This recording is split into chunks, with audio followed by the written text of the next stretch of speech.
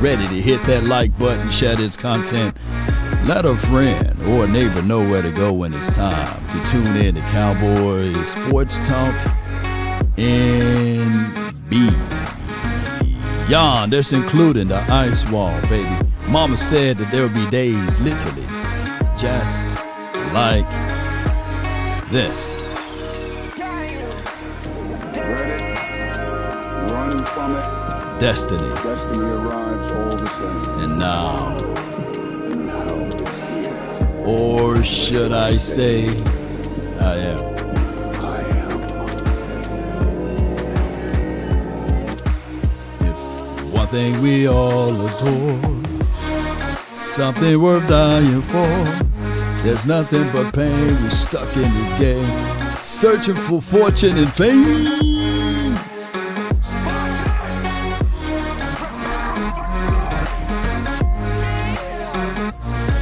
5, 4, 3, 2, and 1. Come on. Stand tall or not at all. And as this room fill up, be sure to hit that like button, share this content, let that friend or that neighbor know where to go when it's time to tune in to Cowboys Sports Talk and beyond. I'm your host, Law Nation. Okay? Without that, I don't know what else to say. Appreciate everybody. Shout out to you, Mims. Appreciate you, man. Thank you for thousands and thousands of jewels. Appreciate you so much. So I hope all is well. I hope you guys had a great weekend. I hope everything is going great. Shout out to you, Thrasher. Appreciate you, man. Thank you so much for being part of this. So we have rankings out. I hate to give ESPN their flowers. Oh, before I go further, put a 1 in the chat if the audio is straight, right? Put a 1 in there. And, of course, if you would like to, we will have the phone lines open on this beautiful day of July the 13th. Appreciate everybody. So, with that being said, there's a lot of discussions, a lot of things that's going on with the Cowboys. Let's start off with the defensive side of the coin first, and I appreciate you guys so much.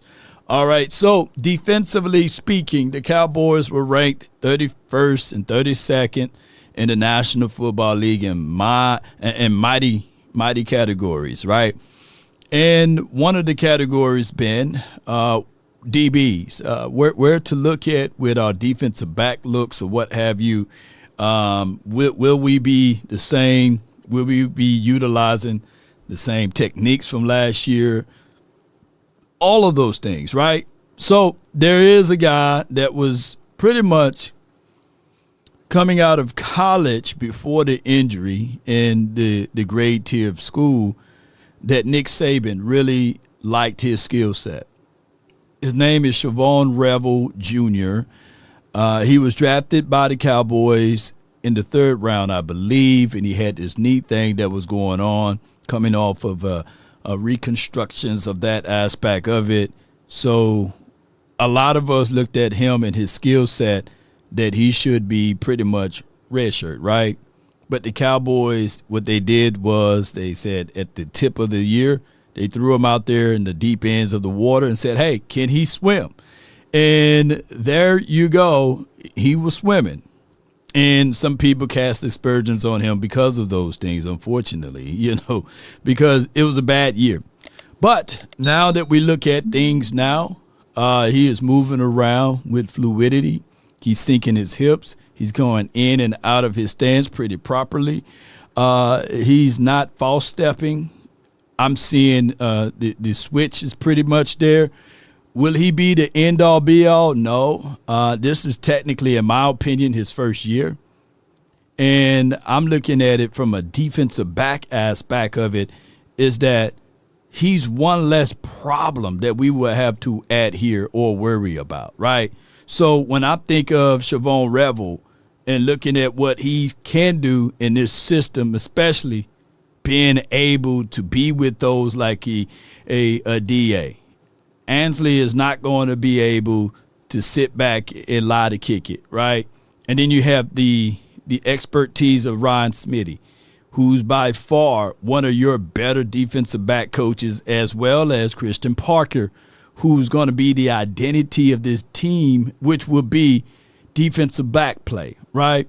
And then you got to infuse the fact that the Cowboys went out and grabbed one of the best D-line coaches in the National Football League by the name of Marcus Dixon.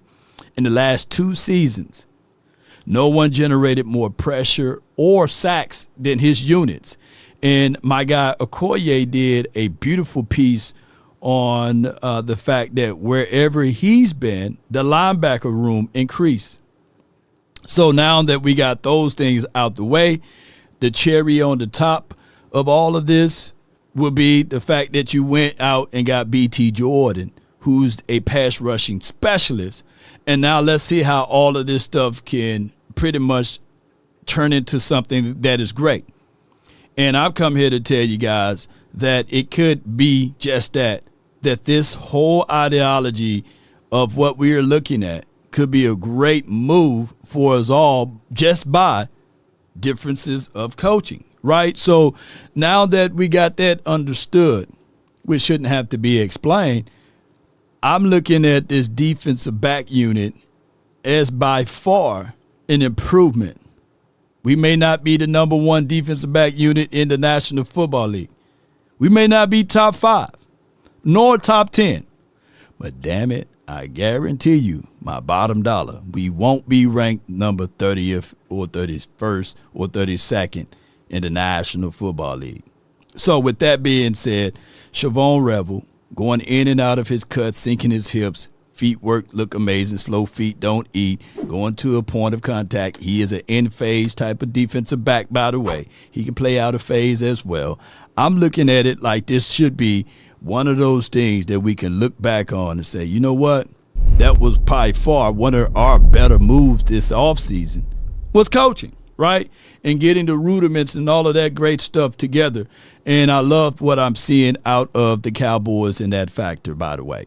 Cowboys been pretty much in that space of being talked about. And all you can see during this offseason been guys either they're running the hills or pretty much putting back and giving back to the communities. The Cowboys been in a good spot when we look at everything. This is Overshawn. I talked about this overly the other day. Running the hills. He could be doing a lot of things.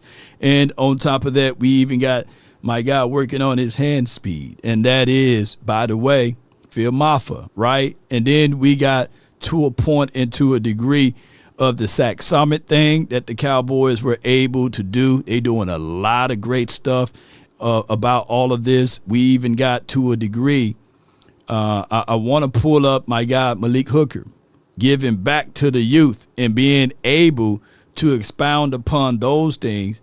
And to add this, that you got other players. I seen Carson out there as well, and we had some other guys as DBs going out to his location, learning, looking at film, whether it's P.J. Locke or Kobe Durant, or to a degree, we're seeing Jalen Thompson. All of these boys, the Cowboys are doing something as it relates to being united more than the United States of America, right? These guys are united out here, and I appreciate that. I thank you for the coins. This is from my guy. I don't know. This Dominique, right? Appreciate you for the jewels. I thank you so much. But looking back at this do give us a bead of confidence and hope and all of this great stuff. And I can't wait for this season to really pop off. And now that we're saying all of this, ladies and gentlemen, what we gonna do? What we gonna do, baby? What we gonna do as it relates to the Cowboys in this defensive world, number one, and number two, what we gonna do as it relates to offense, right? But before we get into that, shout out to everybody, man. Shout out to you all. Gifted, thank you for the stars. And Sim Land, thank you for all that you do on the Facebook sides. Appreciate you guys. Now, for those who tuning in for the very first time, I know it's still the off season, and we only going to get a spoonful of people in here. But if you guys can do me a huge favor, I'm not too proud to beg. Hit that like button, share this content, and continue to help the nation grow by sharing and caring, right? And I really appreciate you. I see you over there on the Twitter for sharing. Thank you so much for what y'all doing to share this content even on Twitter. But the Cowboys going into the 2026 season do come with some things that we have to discuss and go over. There was a top 5 or top 10 candidates for offensive interior guard play. Keep in mind what happened this weekend. They also released the top 10 tackles. We don't have a single tackle in the top 10, and that's okay, right? We know that that's a weak spot for us. But to make things and matter work out for us, they had honorable mention for far as the top 10 in guards, and Tyler Booker. If he is right behind Zabero, that means that he 11th, 12th, give or take. I think that Cooper Beebe should be somewhere in the top 15 categories as well, but we'll see how that plays out this season. But Tyler Booker being in the top 15, that is something good for us. I think that you should always build from the inside out. You want to get your cores together. It's just like bodybuilding. You want to have your cores together all in the mix. And when we look back at everything, Tyler Booker, unbelievable last year. Strong, athletic with physicality. Struggled a good bit with lateral movers. That's what the NFL, some people said. But if you look back at tape, yeah, he had a few struggle games on the first part of the season. That's come natural with the territory. But if you look down the stretch, he started picking up some of those tools and putting it in his belt, and he's worked out really well for us. I think if you really look at it from the aspect of all of the guards, the rookie guards from last year, I think Tyler finished out top 2 or top 3 in all guards, if not number 1 in the rookie category. So kudos and credence to Tyler. And then you look at Aaron Brewer for number 10 from Miami. He's that good, I guess. Then you got Peter from Tennessee. Appreciate him. Can't say his last name, but he was ranked highest as number 1 in some categories. Shout out to him at the tender age of 24. Tyler Linderbaum, right? He's been ranked as high as number 1 in some categories. Tyler Linderbaum, a smaller size center. I remember a lot of people were looking at him when we were to draft a guard or a center. And I think that we went with Tyler Guyton versus Tyler Linderbaum. I could be wrong. I think we moved off from him. And if I'm not mistaken, sometimes your name and pedigree carry over, right? Because if you really think about the Ravens, they haven't been this juggernaut of a team, especially as it relates to pass pro. But they've been good on runs and stuff like that. But that's a whole nother conversation.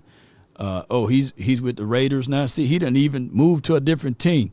But that's neither here nor there. You got Trey Smith, really ranked pretty high in some categories. And he's number 7. We're moving right along. Chris Landstrom, we had his brother over here at some point, and he's ranked top 6 in the National Football League.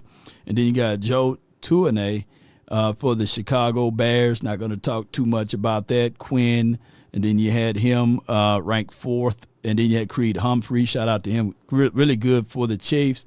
Salute to him. Quentin Nelson, class personified, one of the greater guards in this particular game of play. And he's been doing his thing. Phenomenal play, phenomenal situation for him. And now first in this situation, Tyler Smith. It says this right here, and we're going to try to paraphrase some of this with my Mississippi eyes. Smith is the league highest paid guard, right, for a good reason. In 2022, he was a first-round draft pick, has worked his way from offensive tackle prospect to an elite guard in 3 consecutive Pro Bowls. His win rate is 72%, and then in running game, 95, in passing game. So he's pretty much really good when it's time to pass or what have you on blocking. In a very close race with several others, Smith wins the raw ability and rare combination of size and athleticism, strength, and finish. He's like a prime Jason Peters playing guard, though. One knock on Smith, he could stand to play under more control, more technically sound, which is good, that he needs to work. Nobody's a finished product. But his switch from tackle to guard is a factor there. He has more flash plays than anybody in the AFC executive said, So that's an executive from the AFC that was talking about that aspect of Tyler Smith, even though he plays in the NFC. Y'all call him T-Sizzle. My thing is, with all of that, shout out to him being number one in this particular look. Yes, it's an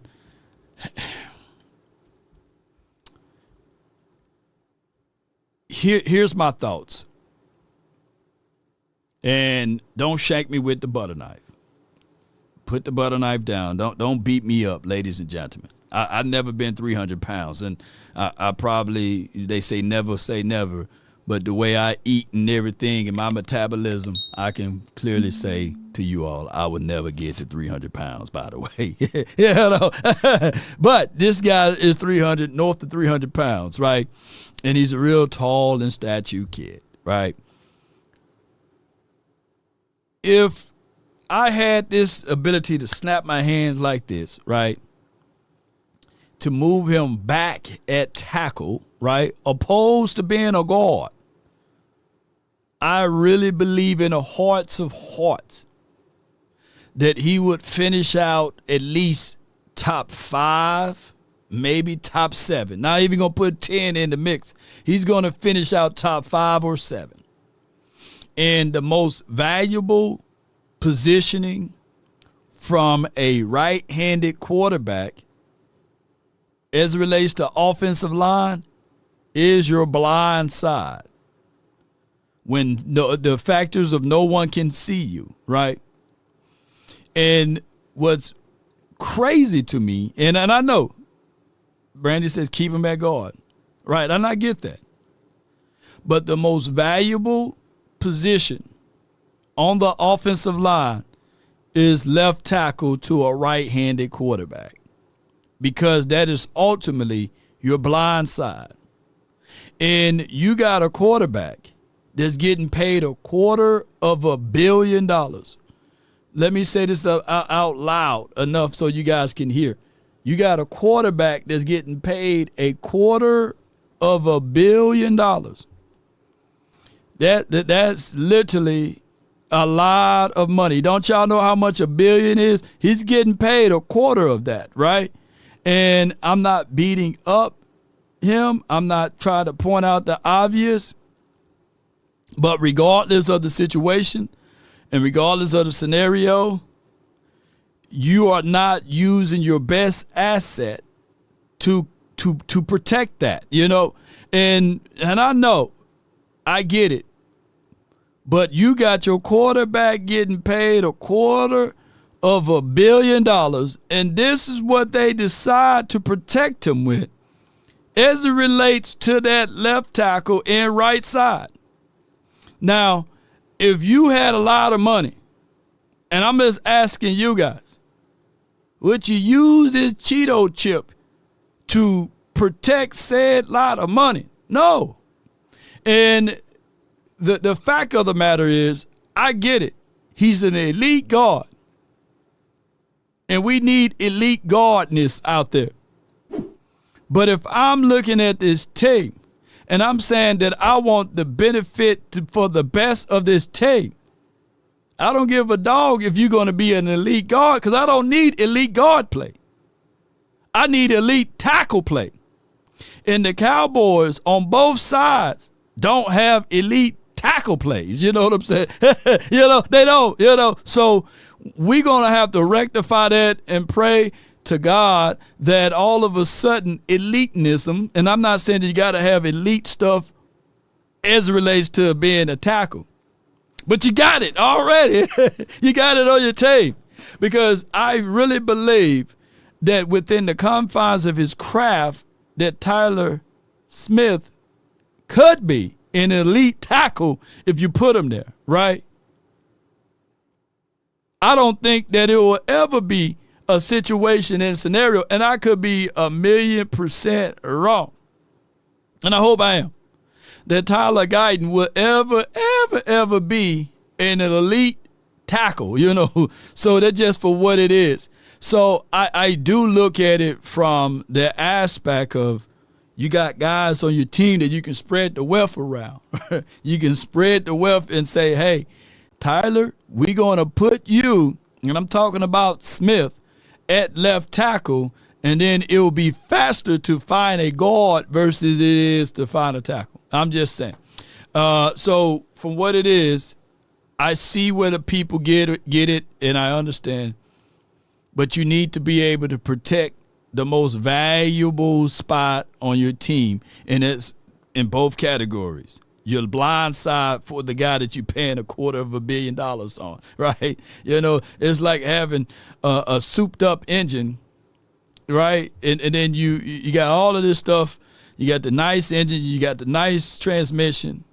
You got the good driver. But you put some bad tires on it, right? Like, come on, man. Like, that left tire is just bad. The whole car won't drive as properly as you're supposed to have it driving. So, and Chester Cheeto approved. Yes, appreciate you, Seabass. And that's just my thoughts. But hopefully Tyler Guyton can get things going. And on top of that, Ice Cold, appreciate you. Damn, he's a Pro Bowler at left tackle too. Yes. So that even strengthens my argument, right? So the Cowboys, and I'm not saying that we have reservations, but damn it, I am. We the only reservations that most of us have on this team, especially on the offensive side, will be your tackles, right? Will be your tackles. And of course, some people will say, well, you still can't wear it with Dak. I get all of that, But the biggest reservation for people that absolutely look at football will look at this team and say, put a check mark by the wide receivers, put a semicolon by the damn tight ends, but that's neither here nor there. But put a check mark by Javonte Williams, put a check mark by the quarterback, put a check mark by the center, the guards. But you put a big old question mark by the tackles, right? So this is how it goes. Tyler Guyton just need to stay healthy. This is from my guy Ace, man. Shout out to you. And I hope that that's the scenario. But if you're traveling along the way and you somehow find yourself in Dallas and you want to get to the chance of possibilities of hitting on something real big, and I'm talking about money, remunerations, all you got to do is book your stay at this place, and I'm talking about Choctaw. Away, away, away, away, away, away, away, away, away, away, away, away. Get away to Choctaw Casino and Resort.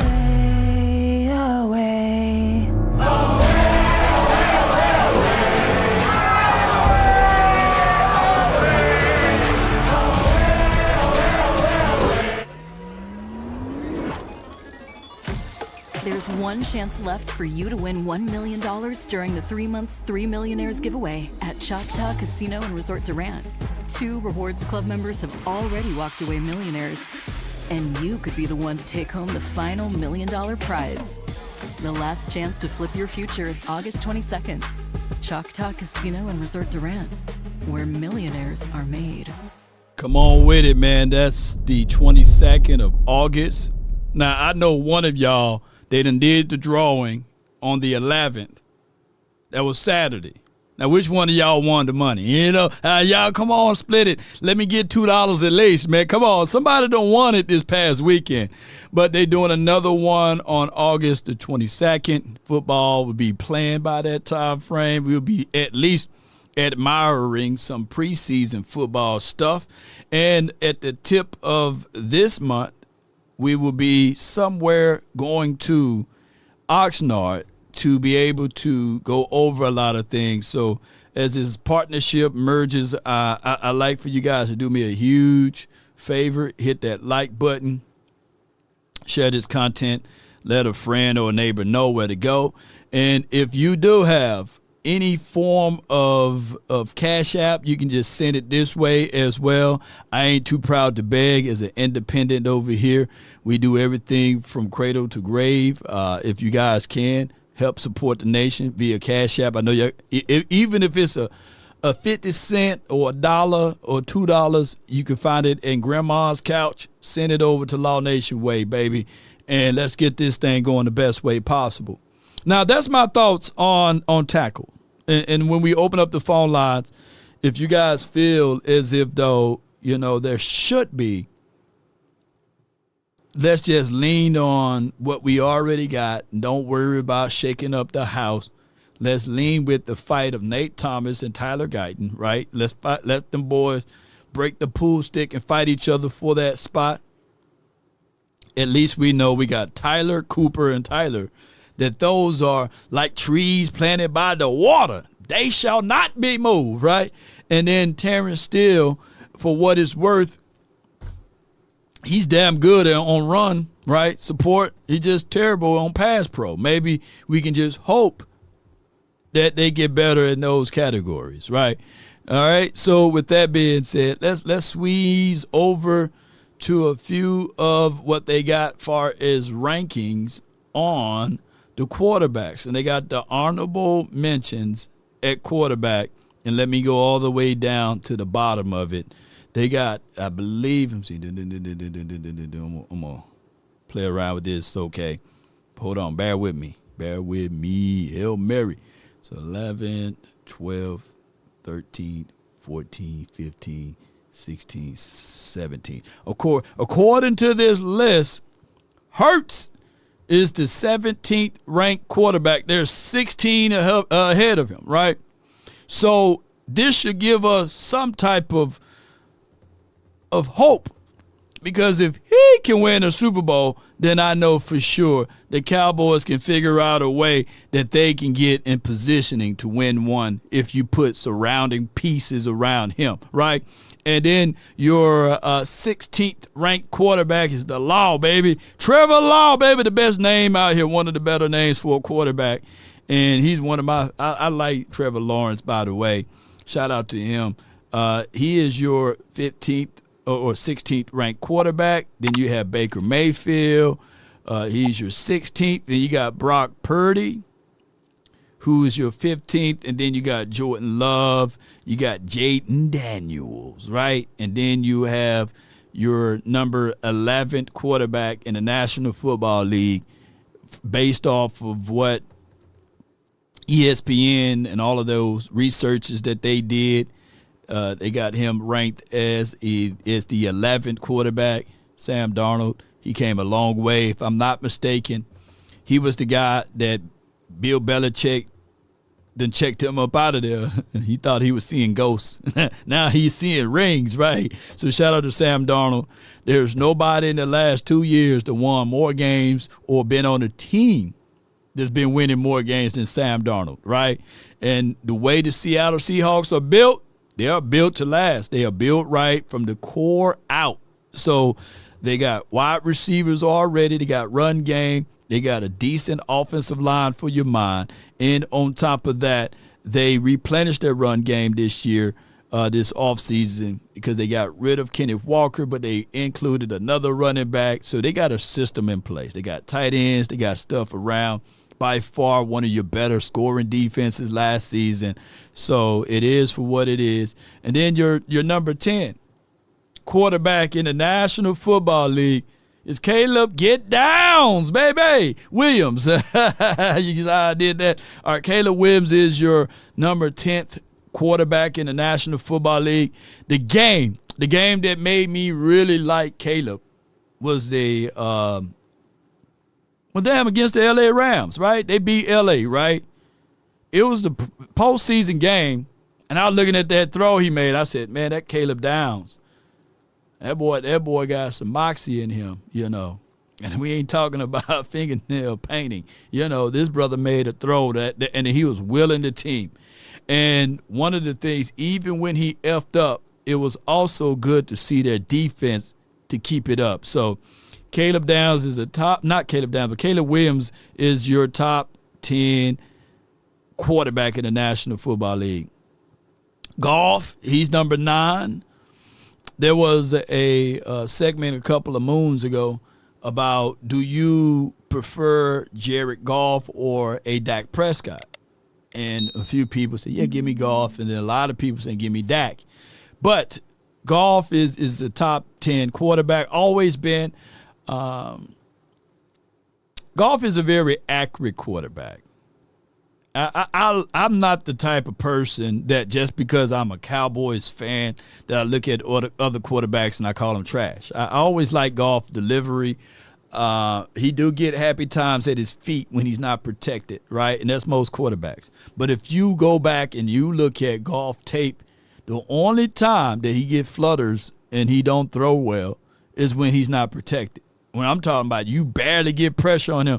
If you can hit him a few times in the first quarter, it's over with for him.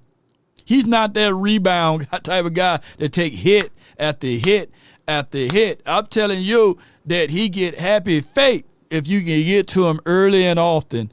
And Goff is one of those guys. But I like him when he stand tall in the pocket and you can protect it up front. And you give Goff some run game. He would throw it and sling that ball all over the field. I like Goff, by the way. And Drake May, to me, this is just a little bit too high, in my opinion. He was just on a team that was coached well, right? And there were some very questionable ways that he was throwing the ball all last year. Matter of fact, if you were to pick up Dak Prescott and put him on the damn New England, right? And the way that defense was playing and how they was absolutely being able to mix in run games and absolutely plays with design, you probably do a lot of good stuff. But Drake May is up there with the 8th overall. I think there's a lot of dip on the chip. I'll put Baker Mayfield above Drake. I'll put, let me see who else down here. Sam, Jaden Daniels, skinny leg quarterback, Jordan Love, Brock Purdy. I'll put all of those boys ahead of Drake, but Drake is Drake, man. Shout out to him. All right, and then you got Herbert. Here's my thoughts on him. He is the greatest quarterback, potentially speaking, that his entirety of his career done got to pass. His entirety of his career. And it doesn't matter, coming out of the womb. You know what I'm saying? In the NFL, they done always gave him the pass for some strange reason. And there's just really no game that you can look back on and say, hey, man, that hurt, man. Oh, man, that Justin Herbert, he pulled a rabbit out of the hat and all of this stuff. I don't even think, do Justin Herbert even got a playoff win? I don't even know. But he is ruled as one of the better throwers of the ball and the best thing since sliced bread. No one gives him tough criticisms and all of this stuff. And shout out to him because give him another year. But shout out to Herb, man, for being number 7. That gets no scrutiny, by the way. 0, zilch, right? I guess it must be good playing in the system in the area where he played at. All right, so number 6 on this list is Ray Dakota Prescott.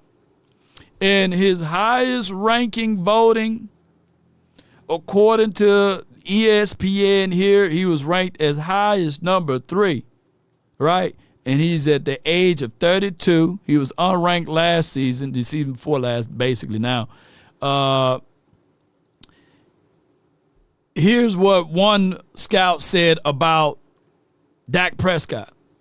He's a true, acute, progressing passer. An NFL coordinator said there are only so many of those type. He can read. I thought he couldn't read, y'all. The whole field from pre to post snap. He just a really good commander of the offense.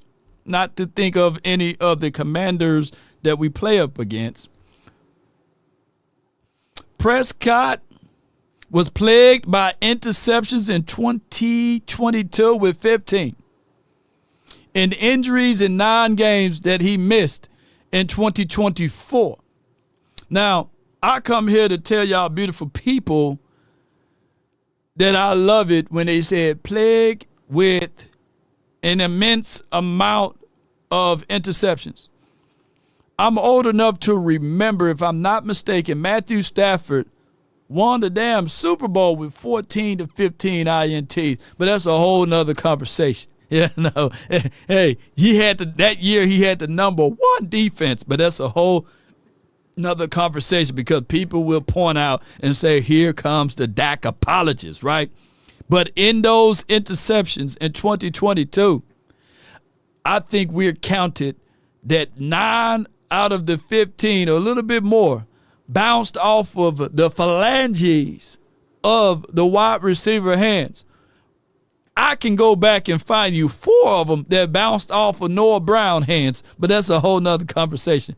His production was prolific with 9,000 passing yards and 66 touchdowns through that time frame of his 4 seasons with 4,000 passing yards and 30 touchdowns. Passing has tied the 6th most of all time behind Drew. Look at the company that he's at. Drew Brees, Peyton Manning, Tom Brady, and my God, Lil Dallas' favorite quarterback of all time that can do no harm or no wrong. Since they took the psychedelics away from him, he haven't been the same since. And there's Aaron Rodgers and Phillip Rivers with his 15 kids, right?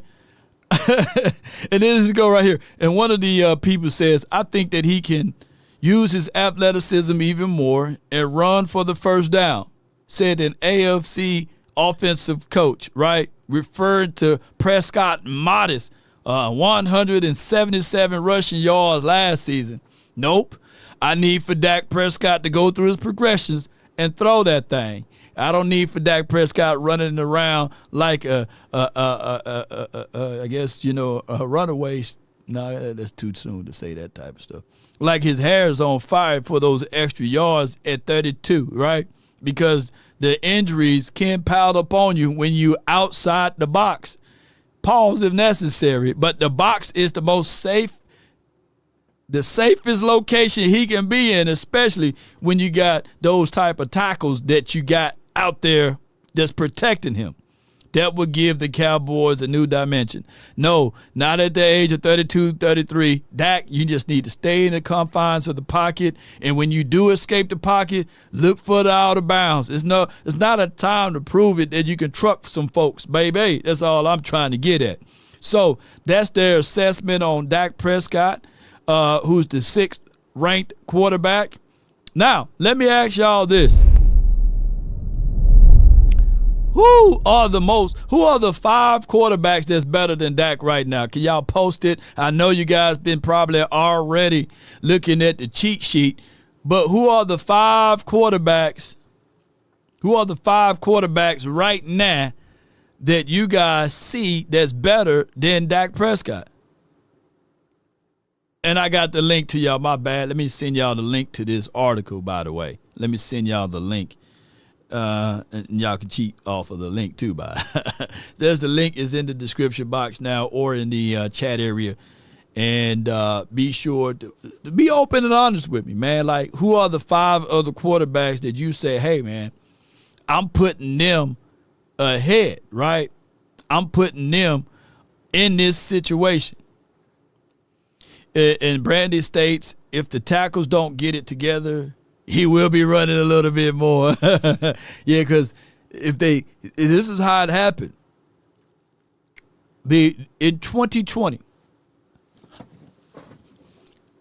let me say this. And I hate beating up Terrence Steele. I hate beating up Terrence Steele. But my memory just can't escape me, right? And shout out to Sadiqa Charles. In 2020, there was pressure coming from the right side. There was a quarterback named Dak Prescott. It was against the New York Giants. Pressure coming from the right side. This was a contract year for your quarterback, and that's when people were saying that, hey, that this particular quarterback don't deserve to give 40, 45, whatever it may be. This was the year 2020. The Cowboys went into that year with a new head coach by the name of Mike McCarthy, and to protect said quarterback in that particular game, there was an undrafted, these are the things that the Cowboys do. There was an undrafted tackle that played on the right side in that particular game that kind of whiffed off from protecting said quarterback. And the quarterback was flush to the left side of the field. And he took the opportunity to run upfield. Now, there was a defender by the name of Ryan. I forgot. I got his last name. I think it could be Logan or whatever. Logan Ryan or Ryan Logan. He kind of did the hip drop tackle, which should be illegal at that time, but it was legal at that time. But what if I told you that if all the damn Cowboys needed to do was to not put an unproven product out there that's down? I'm just trying to be real. That's not a damn undrafted guy, right? To protect one of your most valuable assets. And the Cowboys, to me, just hustle backwards. Now, granted, after that series and after that event, that particular undrafted guy became a little bit better in 2020, at the tip of 2021, and then as well as he became a whole lot better in 2022. But that was the end of it, right? That guy's still on his tape. He improved, but he's still having the same issues as it relates to pass pro. And his name is Terrence Steele. So I'm not putting that the fact that Terrence Steele was out there that cost your quarterback to break up all of those bones and stuff in his leg. But it just goes to show you that when you have an unproven product out there for your number one quarterback, your number one player on your team, I'll behoove you to just don't do that again. Now, the Cowboys are playing with dangerous fire because on your tackles, we still having those same reservations, right? And that's neither here nor there. All right? So the Cowboys need to get better in protecting. But moving a little bit further, the number 5 quarterback that's on this list had the highest rankings as 1 in some categories, and his name is Lamar Jackson. I like Lamar Jackson. He was drafted, I believe, in 2018. We drafted LVE over Lamar Jackson. I was banging the table to go get a Lamar Jackson, juxtaposed to having a linebacker that played on 8-on-8 football, right? And I know hindsight is 2020, but I get it. I was like, I'd rather have him inside the tent pissing out versus outside the tent pissing in. That was the famous draft that also people were talking about the fact that could he be a wide receiver, and that's a whole nother conversation. But neither here nor there. He was drafted in the on the edge of 2018, and he's been remarkable. He's been remarkable. At the age of 29, he's still young. But call me crazy. Call me foolish. If I had one game to win, I would still pick Dak Prescott over Lamar. Lamar is a damn good quarterback. He got all of the athleticism and all of this stuff. But I would still take Dak Prescott over Lamar. Shout out to Lamar Jackson, though. But I think that Dak is better. And I get it, right? All right, so shout out to him and shout out to all what he's able and eligible to do. But if I was Dak Prescott and if I had Dak on the Ravens, who historically speaking, yes, they may have never had those dynamic wide receivers and stuff like that. But they had always these two things: run game and a damn good top 5 or a top 10 defense. Shoot, we haven't seen those type of things on a consistent basis with the Dallas Cowboys since the 90s, right? And that's a whole nother conversation. All right, so we got a super chat. Appreciate you. Thank you so much for your support. We're going to let the AI speak upon this. At JSARS $9.99. Hey Law, don't forget that they had to move Zach Martin to right tackle. BC Terrence Steele gave up back-to-back sacks against Myles Garrett versus the Browns in that same year. Yeah. The Cowboys, they continue to do things like that. I remember, I'm old enough to remember, in 2024, that's the year they had all of those nice edge rushers, and I really appreciate you, SARS, for the $9.99. We talking about Tyler Guyton to this day, right? In 2024, they took Tyler Guyton as a rookie.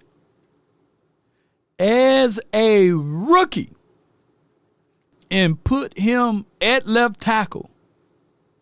And his first assignment was to play against Myles Garrett, not Monroe. We won that game. Have you ever heard you may have won the battle, but you had lost the war? And I think that Dak Prescott, regardless, that hamstring was going to probably snap that year. But the Cowboys love to play around with fire, right? Like I believe that if there were 31 other teams with that same equation, that they would have been like, they would have looked at their schedule and they would have looked at Tyler Guyton and said, no, we can't do that. We can't do that. Boy, we'll lose our jobs, man. But the Cowboys, though, all it takes in the National Football League, they can roll out there with extreme confidence and say, we're going to take Tyler Guyton. And I'm not beating up TJ. Shout out to him. We won that game. But you can tell that brother, if you go back and look at the tape, he was under duress the entire time. Yeah, White Eddie, yeah, here we go. That brother was sliding protection everywhere, and it was just crazy for the Cowboys to do that. And then to announce like 3 hours before the game or an hour before the game that they give Dak Prescott he make him the highest paid quarterback in the National Football League. And there was still people saying, well, Dak better play. He better win every game now, And, it's just crazy for the Cowboys to have those extreme levels of expectations that they put on their quarterback. All right. So he's the number 5 quarterback. And then we go up to the number 4 quarterback. Is Joe Burrows, who was ranked as number 1 in most categories, and the lowest ranking was number 6. He was 3 the previous year. They have durability concerns for him. I think, if I'm not mistaken, he played every game last year, or he was healthy majority of the year, but he couldn't tip off into the playoff, and that's a whole nother conversation. I'm so tired of Joe Burrows. I'm so tired of Joe Burrows.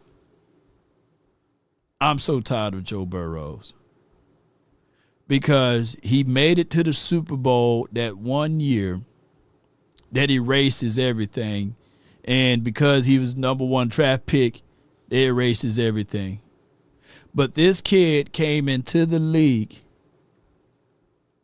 with a Jamar Chase in his entirety of his damn near career almost, with a T. Higgins.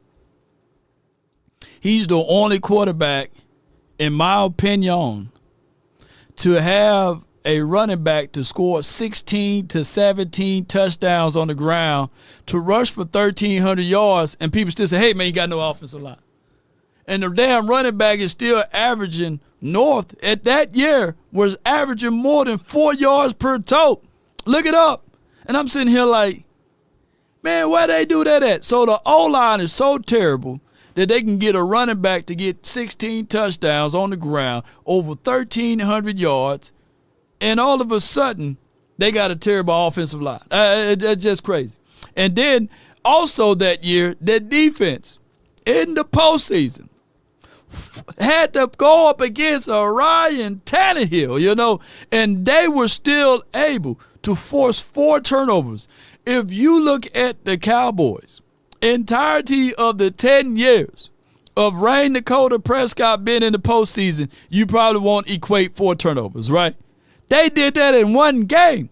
And then they had the kicker to make the kick at the last 90 seconds to win it all. McPherson for the win. Boy, I wish we had those type of things. And that's what it took for them to get to the Super Bowl, right? But neither here nor there. They faced off against the Rams, and they ultimately lost to the Rams. But that's a whole nother conversation. Joe Burrows, I don't want to hear the damn excuse, because at this point, you should be able to be able to get your team to the postseason. Because all I heard the entirety of the time was the quarterback, that's all you need. Well, the Cincinnati got the quarterback. They got the coaching. They got players, but they can't go and get to the postseason. I guess it really is a team game, but that's neither here nor there. He's number 4 on this list, the greatest quarterback to ever play the game, and that's Joe Burrows, right? He's number 4 on this list. All right, and then number 3 on this list is the lighter version of Dak Prescott. If you fool around, go to another team that believeth in him, because this guy, he took about 10 to 15 years to be able to be a household name in the right way. And shout out to Matthew Stafford at the age of 38, ranked highest as 1, lowest as 5th, and been on a team that's quite frankly built for him and in a situation that's built for him. And shout out to him of what he's able to do. I like Stafford. Shout out to him. I ain't going to say much negative things about him, because I can look at the timeline of what he's able to do with the deck of cards that he was dealt. But he is one of those guys that I would still take if it's up to me. If it's Dak Prescott or Stafford, give me Dak. Give me Dak. I know, call me crazy, but any year, any season, give me Dak Prescott. I get it, but Matthew Stafford gonna forever be the premium quarterback, especially since he got that ring as the best quarterback that you can see. But keep in mind, I want to let you guys know, newsflash, the time that he do win is when the time that they himself have not a top 25, not a top 20, not a top 15, not a top 10, but damn it, he got to win with a top 5 defense as well. And that's a whole nother conversation to anybody that tried to debate me on the fact that the year that he won the Super Bowl, that wasn't a loaded team. All I can say is he had we talking about Von Miller now. This brother had a younger Von Miller, right? He had a damn Aaron Donald, right? And he had and a whole bunch of host of characters. Leonard Floyd and all of these boys, Ashawn Robinson. Must I continue? And he had a Jalen Ramsey. What else do you want from us, The brother had everything. And his mama name.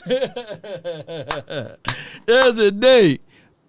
But people would like to dismiss all of that and say, hey, Matthew Stafford won that game. Boy, name me a time of the year that we were ever close to that side of the coin on defense.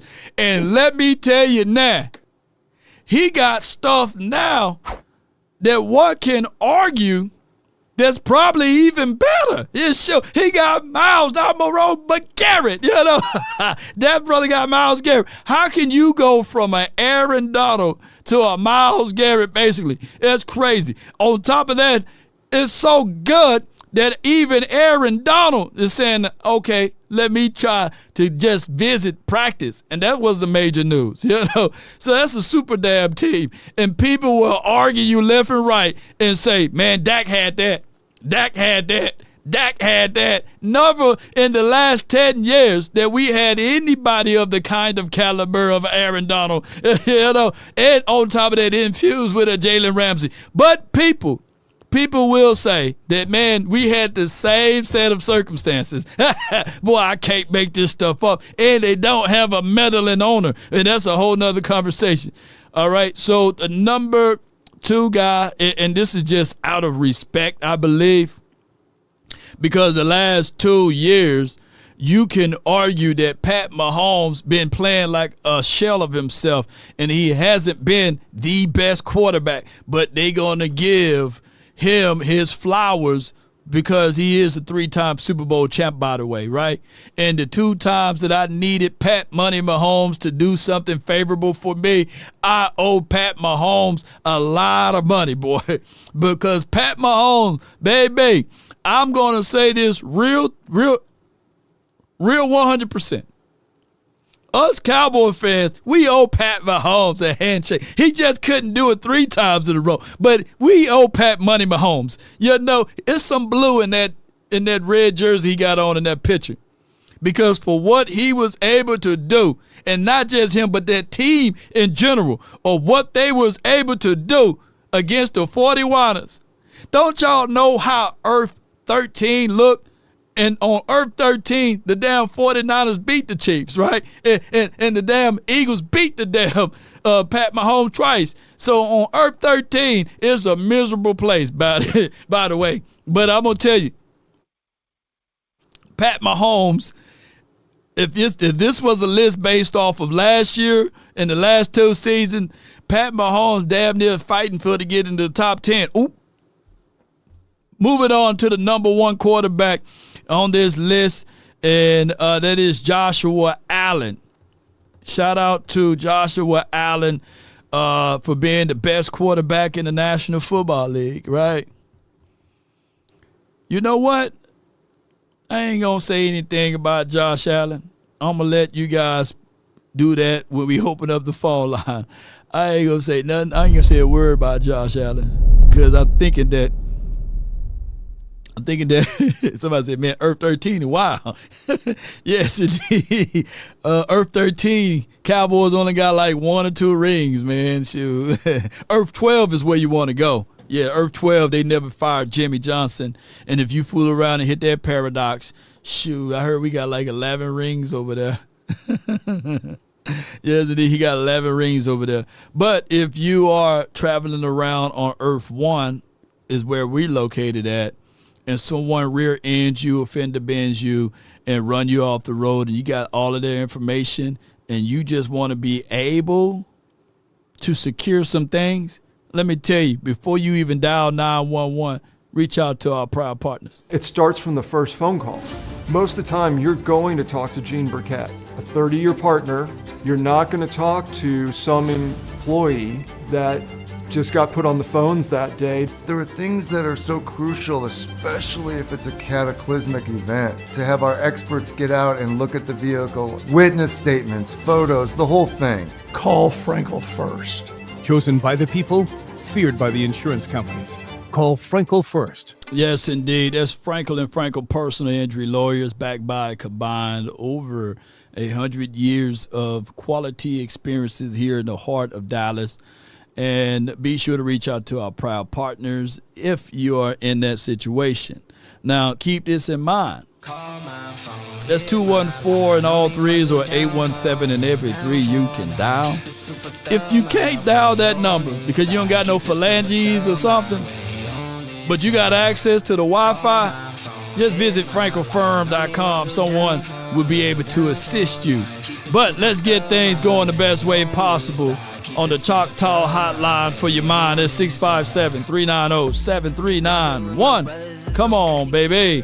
We got somebody on hold, and it's from the 323. You're live on the Nation, brought to you by Choctaw, man. Talk to me, man.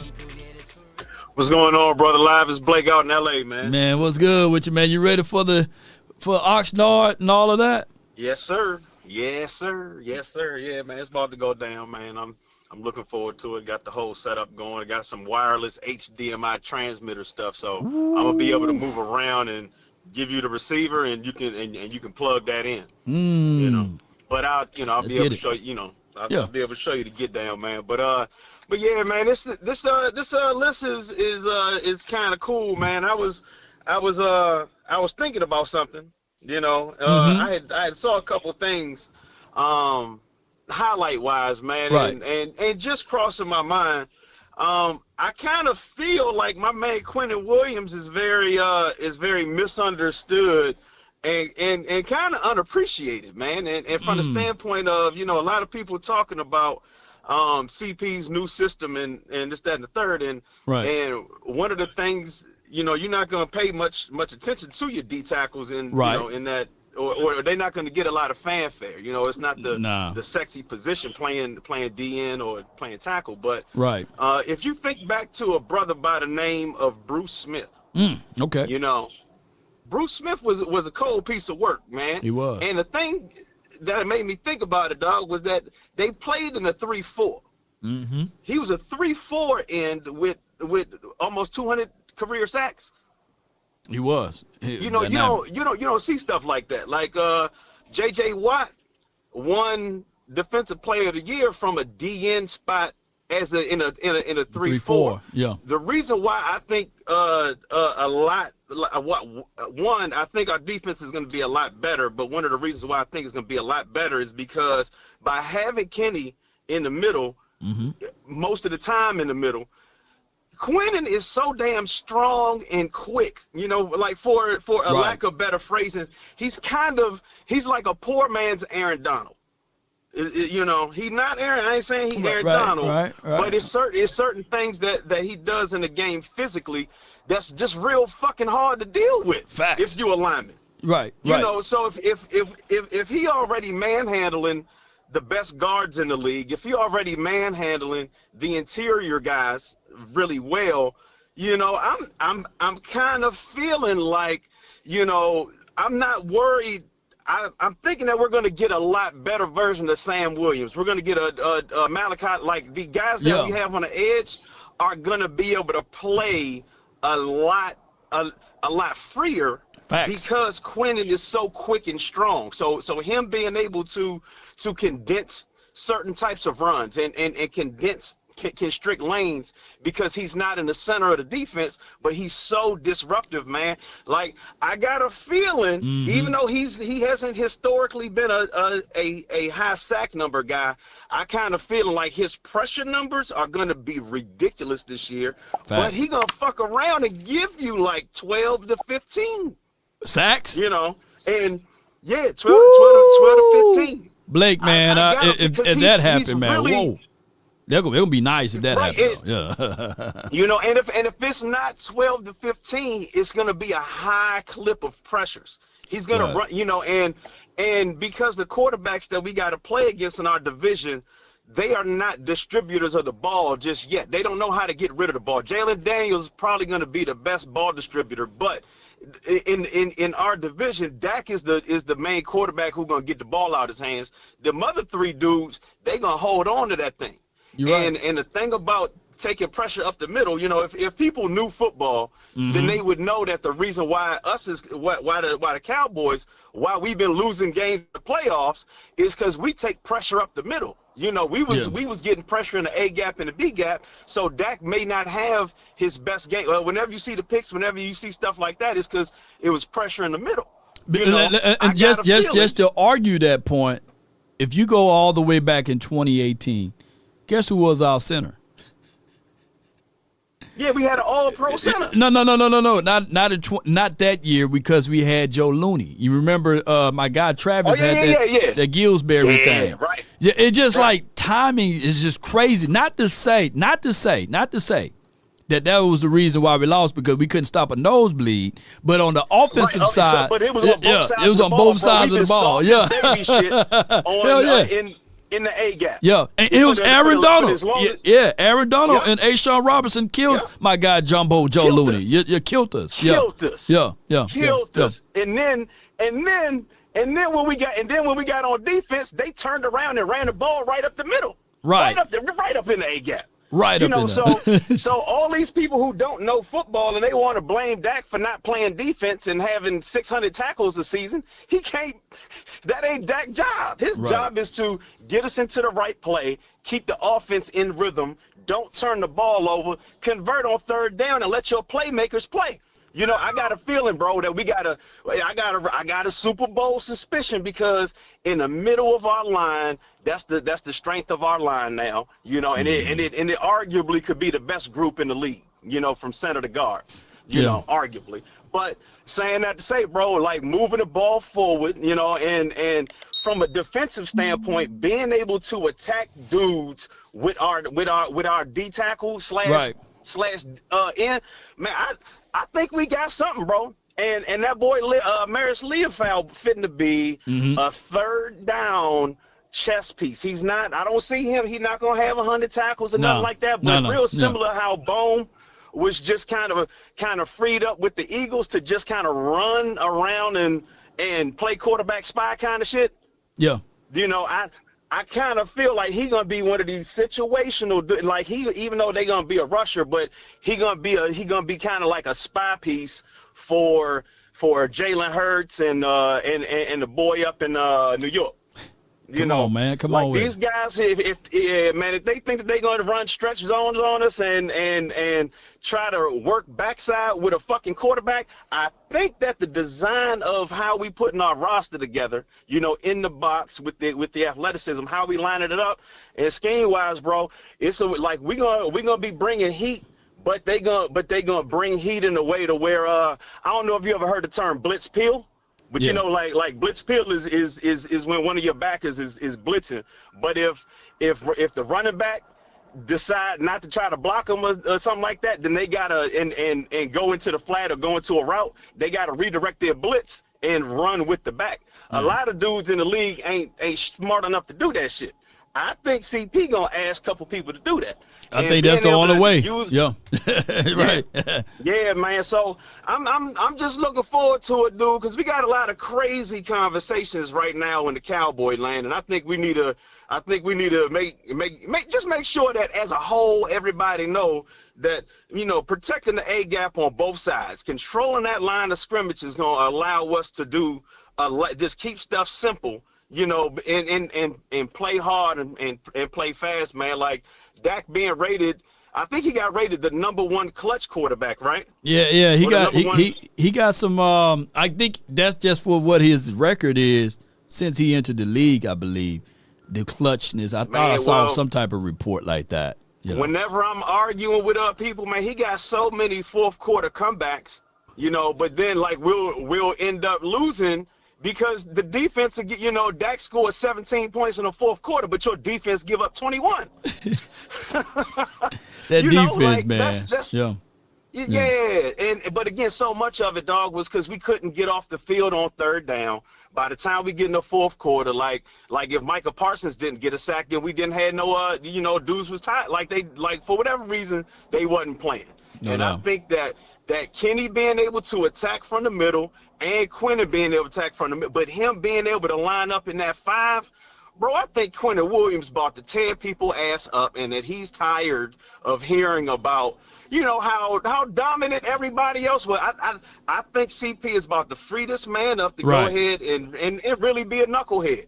Because if we get, you know, if we got solid play out of that nose, and again, we just got him just being Quentin being super disruptive, because that's what he does. He get upfield off the snap, and you can't move him. You know, so again, if you got some, if behind him with the backers, as long as they not doing that Keith Murray, not, you know, run the wrong way shit. That joker there, boy. You know. Yeah, he know where the bodies are buried, man. I can't stand that little boy, man. Yeah, man. He get on my nerves, man. He like, you know, when you coaching and you see the kid who ain't got his daddy in the house, and he just got all kind of excuses and you know, but you got to let him play because his mama like fine or something. I don't know. Like but sometimes you gotta let this little motherfucker play or something. Yeah. I know exactly what you're talking about. He just bad. He's not a good player at all. Like you be like, man, you don't want to play cheerleading. You don't want to play flag. Yeah, but you want to be out here tackling. But his mama at the practice, on the sideline with the Lululemon. And she the #1 fundraiser. She always worked the she always worked the concession stand, and and she nice, and she be driving all the kids and stuff. Everybody like playing video games over her house. Her baby just trash. He just boo boo. Yeah. That's what he had last year, man. Hey, Blake, man, I appreciate you. Is, man. And I appreciate you calling in, though, bro. My take on his season go ahead. Because I appreciate him being in NFL, but he's still on our roster, man. I was embarrassed as a dude who's coached football and played football, and even signed a letter of intent when I'm trying to show people my beloved Cowboys, and this young man is just doing unfundamental, most cowardly run pursuits that I've ever seen in my life. You ain't lying, man. But man, appreciate you, man. Thank you so much, Blake. Hey, I'm gonna see you, fam. Yep. I'm gonna see you when I get out there. All right. Amen. God bless you, dog. Most certainly, bro. That's a good call from my guy Blake, man. Yeah, man. That Kenneth Murray boy, he single-handedly lost us that damn Denver Broncos game. If you go back and look at what J.K. Dobbins was able to do, running the ball all over us, he's in wrong fits and wrong pursuits, and just slow to turn, bro. And they say slow feet don't eat, but man, that joker never beat his feet, man, and to get to the edge, and it was just terrible. So many keys that was read the wrong way because of his assignment and stuff like that. I just don't know what happened to Murray from a body wise, right? Like he is like your prototypical linebacker that you would look at, built like Tarzan, play like Jan, I guess. But just never really could turn things into realism and all of this stuff. But, Blake, if you're still listening, man, when I'm out there at Oxnard, if the Lord say the same, we got some exclusivity on some things that we're going to be doing, exclusive stuff, and I want to put you in a part of it. So let's connect and stuff. You got my phone number, man. Text me, and let's get things going. The next caller I got here, get ready for it, ladies and gentlemen. From the 901. My dog, you live. Talk to me. Shout out Live Nation!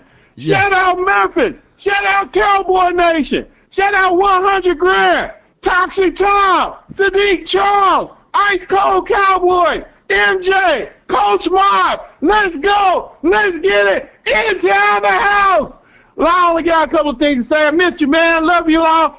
Memphis in the house. We love you, Memphis, man. Shout out TSU, JSU, Grambling, Southern, Morehouse, Hampton. Let's go. Lamar Norton here in Memphis. Yeah, Live Nation, I've been out, but I'm back, man. You can't hold a boy down. I'm back in the house. I'm going to get hype every day. Can't nobody stop me. Let's go. Let's get it. I've been reviewing the playoffs lately. I ain't got nothing to do. It's June. It's July. And you see a Matthew Stafford going out there balling. You see a Josh Allen going out there balling. But special teams plays a good play. I saw special teams single-handedly lose that game for Matthew Stafford. Matthew Stafford was killing the Seahawks. I mean, we got to get it together. Turpin, we got to get it together. I need 60. I need 70 yards from you. But I was going to say Bailey. Yeah. Whatever I kick it 30 minutes, I don't know. I'm flaming out over here, Law. Let's go. Let's get it. I want a nice, quiet off season. Out of sight, out of mind, Jerry Jones. We don't need to hear you, but we need to see you. Open up them pockets. Let's go. Let's get it. It's on the house. Shout out Frenkel. Yes, it did. That's my guy right here, man. That's my guy 901. I'm surprised he didn't talk about that Glow song, man. All summer long, man. I think it's all summer or something like that.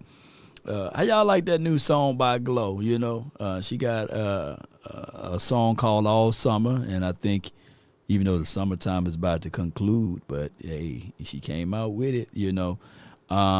Just to echo his point, yeah, you need other people to stand tall with it and be able to be in the mix and showcase their skill set to help you win. And special teams is a situation, man. Shout out to you, Coleman, the therapist. We appreciate you. All right, we got from the 860. You're live. Talk to me. Hey, Lord Nation, how's it going, buddy? Going great, man. Going great. I'm just calling in to say that Joe Burrow ain't shit and he shouldn't be in the top 5 because I hate how they always do that. And they do it because he's white, if we're being honest. Nobody wants to talk about it, but they do it because he's white. But like I said before, this year, it's on Dak Prescott because this might be the best team Dak has ever had. Do you agree or do you disagree? Got to see it first. This probably be the best coaching unit that he has, and I got to see it. I'm not doubting Thomas at this point, but I'm an old wait and see, let the cake bake. Before I can declare and say this is the best team he has. But I think 2021 had a shot at it. I think that if you look back at 2023, if you just move some pieces around, they had a strong shot at it. So there you go. Yeah. So Dak Prescott, he's going to be judged about what he's going to do in the postseason now. Yeah. So yeah. Okay. That's all I really. Yeah. That's all you got for me, Chief? Yeah, that's all I got. Let me hear you say it then. How about them Cowboys? How about them, man? How about them? If you go back, and it's just a small thing. Sometimes you got to know what you got before you get rid of it, right? I think that if you really think about it, these are just my thoughts. 2016. What did we need it the most? I know a lot of people say, man, if you were to put Tony Romo in that game, maybe, just maybe. No, I think that with the defense that we had in 2016, I think that we were missing one or two key acquisitions. If the team just understood the assignment, instead of relying on a Jeff Heath or Orlando Scandrick to be your difference makers on defense, I think that we needed a catalyst in 2016, right? We needed another edge rusher, true edge rusher. We couldn't get it done with Benson Mayowas of the worlds and these journeymans and all of this stuff. And of course, we still had D-Law. But I think that if we were to be a little bit more aggressive in free agency in 2016, I thought that would have been a situation for us to at least have some type of defense to slow down or stop the bleeding of what Aaron Rodgers was able to do, because they jumped up on us with about 30-something points to nothing, right? And then if you look at 2018, what was our main Achilles heel? I think the offense was still offensing, right? But the main thing was we couldn't stop a nosebleed. And I was banging the table for us to get a true D tackle then. We had journeymen. We had a guy named Haywood or something like that, and then we had another guy named Antoine Woods, and it was just not enough. And I know these sound like bevies of excuses, but the reality of it is just this. Antoine Woods wouldn't have made nobody's tape. He was literally a good placeholder, but he was in the way. The Cowboys should have, I guess, realized that they needed interior help in 2018 to stop a nosebleed. And the other year, the Cowboys, all they needed was the smallest pieces in 2021. 2021, I think that was a really good year. But it was the Cowboys be needing the smallest things, one or two moves, to tilt the scale. You can argue that even last year, like offense straight, but you needed some defenses. You needed to realize to wake up in the room and say, hey, this is not working. And the reason why I've looked at it from the aspect of, like, the reason why I don't want to declare right now that this could be the best team possible is because I don't want the Cowboy Nation to give Jerry Jones all of these flowers and be like, yeah, we good. We don't need to make no more moves. Like, people, I think that we got some type of Stockholm syndrome that we begin to agree with Jerry to this point and say, well, Jerry's doing such a good job, we don't need to add nothing else to this. No, there should be moments where we look at it and say, we're doing good right now. Like in 2023, there would never be an opportunity for you to get better than what you were already at, than the opportunity that you had. Law, what do you mean? What the hell are you saying?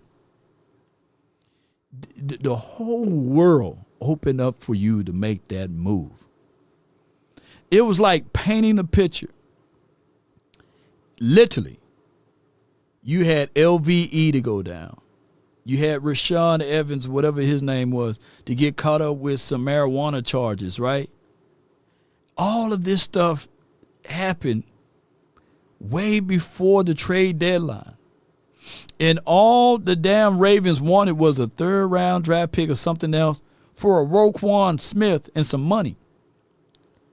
If all you had to do, even, and I'm not saying that Roquan would have been able to stop the Green Bay Packers and all of this stuff, but you just got to understand, if you were to just insert Roquan Smith and maybe just, if the Cowboys just had the foresight to say, okay, we got Parsons, he's doing what he's doing.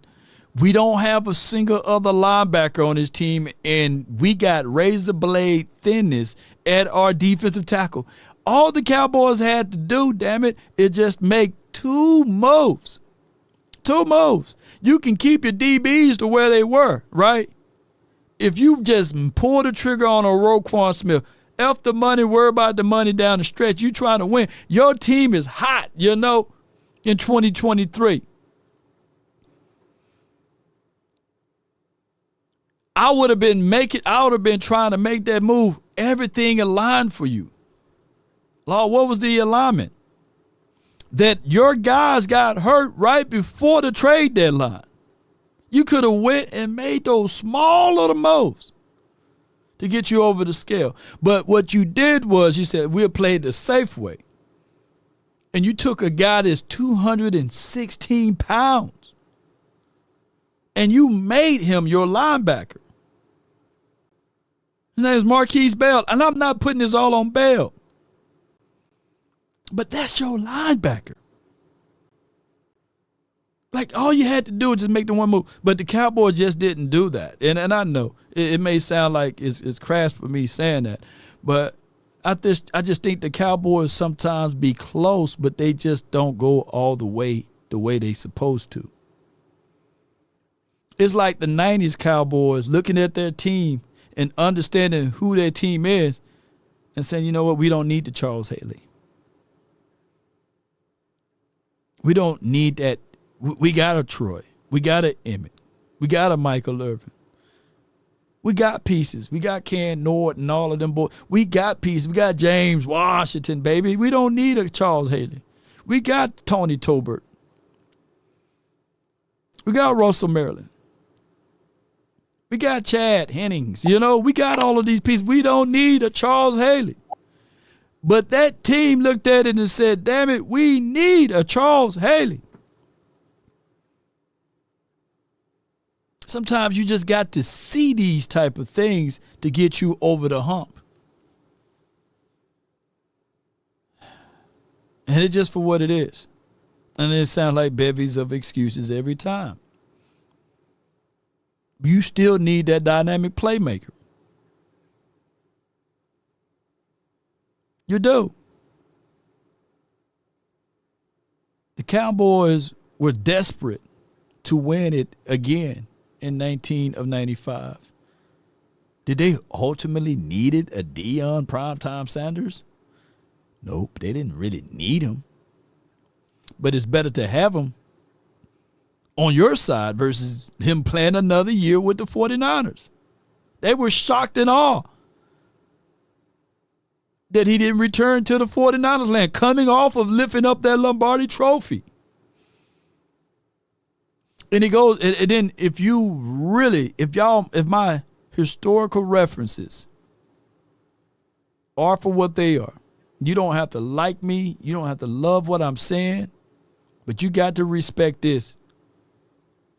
Tom Brady had a Darrelle Revis on his team. He went and got a Stephon Gilmore on his team. He went and got a Talib on his team. And so many people will argue that Tom Brady did it all by himself and he never had this star-studded wide receiver. Damn it, you don't need it when your defense is a top 5 defense. When they beat you up and they bruise you. And then you get to the run game with what the Patriots were able to do. They ran the ball at you and they controlled the middle of the field with Gronk. They had the other guy that was raping and slashing throats and stuff like that. And I'm talking about male and female Hernandez, but they got rid of him. But it is for what it is.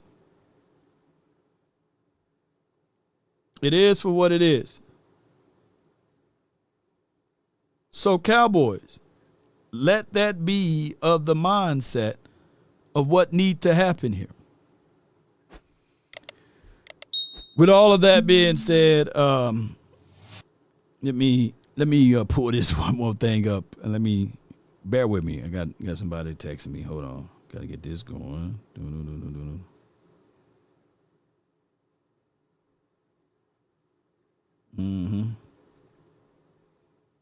And put it at 4 o'clock.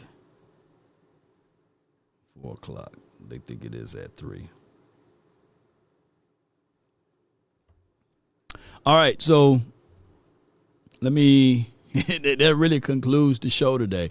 But I got some people that wanted to text me, so it's at 4. It's already 3 o'clock. Let me see if we can pull it. I got another 15, maybe 20 minutes with you guys here. Let me see if I can pull this up. And I appreciate all of you guys for jumping in. Let me see what they're talking about here. Appreciate all of y'all. And overreaction or reality, Rashawn Gary will lead the Cowboys in sacks. How many sacks you need to repeat will the question? Rashawn Gary have this year? Well, I mean, sure, but overreaction or reality, Rashawn Gary will lead the Cowboys in sacks.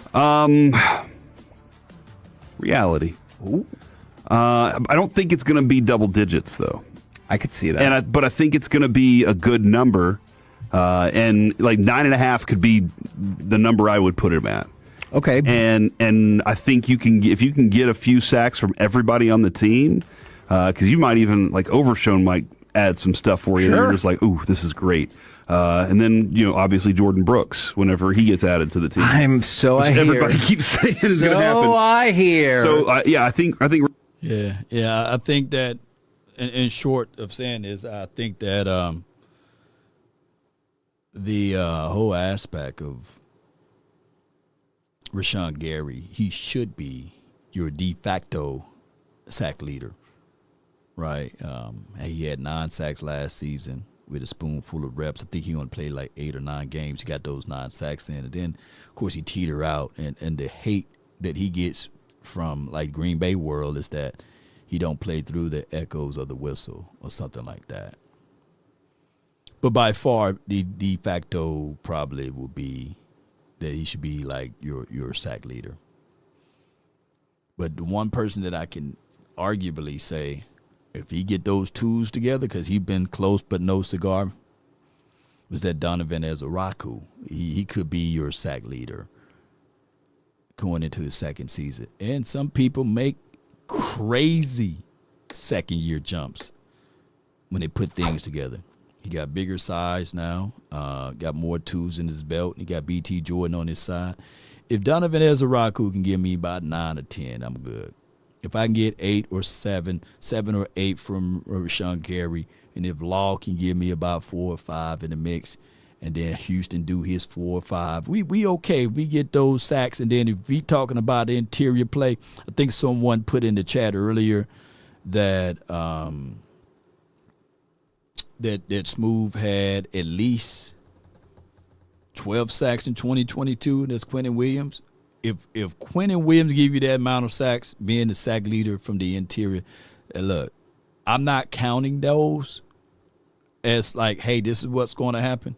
But damn it, if that happens, boy, we are traveling down a very unfamiliar territory. The last time we had a guy to have a double-digit sacks with Jason Hatcher, it's got to be over 13, 14 years ago, right? Jason Hatcher. And then he got those 12 to 13 sacks, and they got rid of him.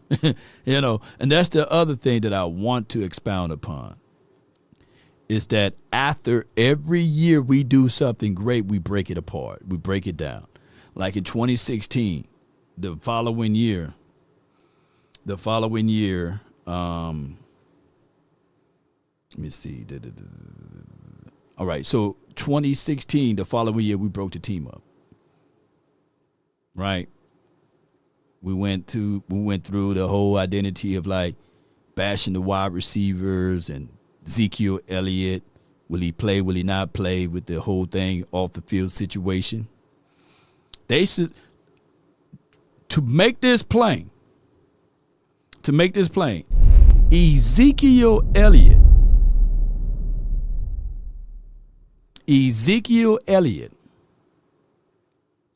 got suspended in 2017 for what he did allegedly at Ohio State in 2015. It skipped his rookie year. That's how crazy that is. So he got suspended for what he did in 2017, allegedly, for what he did allegedly in 2015. Like pulling down the girls' tatas and all this other stuff, conduct unbecoming. Look, all of that stuff, man, that's what kids do, right? There's somebody right now in the National Football League during the time you have those parades pulling down girls' tatas, right, and showing them, right? And I get all of that.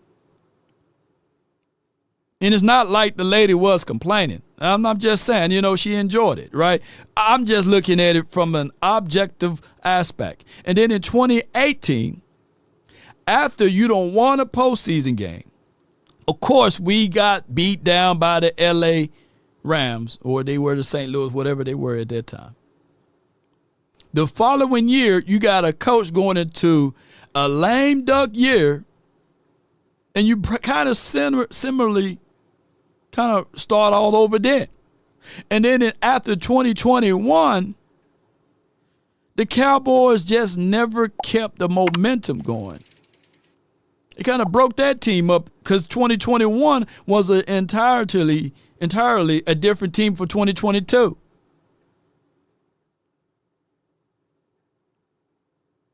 Because you got rid of Amari Cooper, right? So the Cowboys, after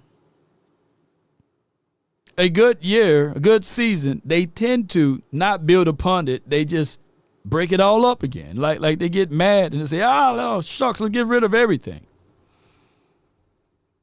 And that wide receiver by committee was terrible back in the days too, right? And then after 2023, hey, man, that Green Bay game put a big mark on us, right?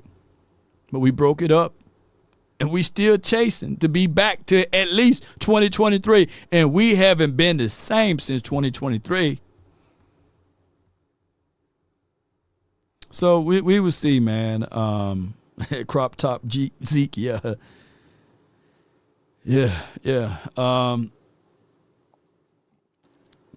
Zeke with the girls going wild was wild. It was, man.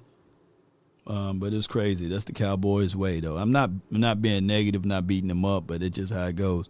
All right, so this topic. As of right now, he's out on bond, and they're going to circle back and have more of that trial later. But he is working out for the Texans this week. The Colts, Seahawks, and Jets have also reached out to him. Are you upset to hear the Cowboys aren't one of these teams? This for Terrion Arnold. It's a yes and a no, but I'm leaning more on the no aspect of it because if this coaching staff, if we believe in this coaching staff, especially in the defensive back category, we hearing all of these positive things about what the defensive backs can and can't do or what have you, then we got to wait and see. And if the Jets want to pick up Terrion Arnold or those other teams, then let them do it. Now, the Texans, by them being interested in them, then I would at least after the Texan interview, hey, man, come on, drive up to Dallas, man, and we'll see what's need to be done because they're going to have a similar defense, and you want to at least give him a shot at – you want to give him the opportunity to tell – you want to give him or give us the opportunity to see him at least so that we can say, nah, we at least did our due diligence, right? That's how I look at Terrion Arnold, right? Because I don't think that there's people here watching saying, hey, man, Terrion Arnold, man, he can't beat out Carson's or somebody. Nah, man, shoot, bring him in, you know. He can at least be better than Reddy Stewart or something, you know. And that's how I look at it. And, of course, the charges are the charges. We hate that those things happen. But we have known for several situations that lies travel all around the world before the truth come out, right? There's a guy that they said in Mississippi was on an island. Now all of a sudden you go back and you do your research. Shoot, they got photos of him back at the crib, at the pool, swimming, at the judge's house, right? And all of a sudden, everybody, like when have you ever heard a group of teenagers all deactivating their accounts all at the same time, you know, and scrubbing their Instagrams and scrubbing their Snap apps, you know, and all of this stuff? You can't find that anywhere, especially the youth and the kids. To be on the same page, shoot. So it's a lie somewhere in there, right? If it wasn't a lie, then these people would still have all of the pool stuff going on, and they'd still have some Snapchat pictures going on. But they covering up something. Everybody? Shoot, I got 2 daughters. It's hard to get them on the same page with Roblox, right? So it's just for what it is. People will lie and they'll travel all around the world before the truth get out of his bed, right? And people will make you believe that, hey, what I'm saying is the truth. I'm not upset. I don't think it's I don't feel strong either way. Like, there's a part of me that's like, what's the downside of it? You sign him to a super tiny deal, and then if he ends up getting locked up, it kind of is what it is. Mm-hmm. So I guess I probably would kick the tires on it. Right? Why not? I mean, Nick Saban said that he was like one of the greatest people he's ever met. Well, and Caleb Downs played with him his freshman year at Alabama. They know each other. As of right now. Yeah, so that's my only thoughts. Caleb Downs played with him, Nick Saban vouching for him. Now, the off-the-field things, hey, that's bad stuff, bad news, right? But it's better to, you know, old folks say, man, mud is easier to get off once it's dry. Just a Mississippi saying. I guess, well, they ain't letting that mud dry over there for the Nolan thing, and I get all of that. Texans already gave him a physical. Shout out to you, Thomas Garrett. That's why I like you, bro. That's why I like you. So after they gave the physical, you hit him up again and say, hey, you said you played with Caleb, right? You know? And I know it's different rules because with the NFL and the Cowboys, you know, it's a whole nother conversation. You know, it's got a different set of rules. All right, so they have here as a conversation, would you rather have Miller or Clowney? Would you rather have Von Miller or Clowney on this team? For what I imagine the price point and the amount they'd be used is Von Miller. If I told you they were both, how much did Von make last year? Did you guys do all that? I didn't see how much he made last year. I would think the amount would probably be 5 to 8 with incentives. Let's say that both cost you 7. Von Miller. Chop, Clowney. I liked Clowney last year. I thought he was a really good player. Just in this defense, I would want Von Miller. Dang, Von did have 9 sacks. Yeah, I'll take it for nothing. He should come back here, sell his chickens, you know, do his whole little farm thing, RJ Ochoa interviews, and boom, good to go. Would you rather have? Yeah, Von Miller or Clowney. I said this earlier on Haymaker last week. that the Cowboys will probably wait after week 1. That's when the money for the entirety of the season will not be on the guaranteed sides of things. These guys are north of their prime. And what you want to do is you want to give your youth as many reps as possible. You got 90 guys on the roster. You're bringing these guys on, whether it's Von Miller or Clowney. Now you have 89 guys, right, that you have to evaluate, which going to be kind of tough, especially in this NFL. So you will call Von and say, hey, you really want to play? Like, at this point, it's up to them because you got a few dollars, right? And say, hey, man, do you really want to play this game? Do you really like the Cowboys? If you say like, we don't need you. If you say you love them, come on, man. We'll find a way to get you on this team. Right? And then you just call them after week 1 and say, come on, I know we got some cleats, some helmets, some silver and blue stuff for you and your family. We'll put a few of them on in the suites with us. And let's boogie. Let's roll with it, Von or Clowney or what have you. But we want to evaluate our youth. My job is to get better players than you right now, right? They can be here for a long stay, buy low to sell high type of thing. And if you look at the Sack Summit, Von, I think he was out there or what have you. He looked pretty good. Max Crosby, I seen a video of what my guy, Boss Show Me, them put out there that he capsulated, and it looks like Max Crosby. That knee look good. That joker moving around.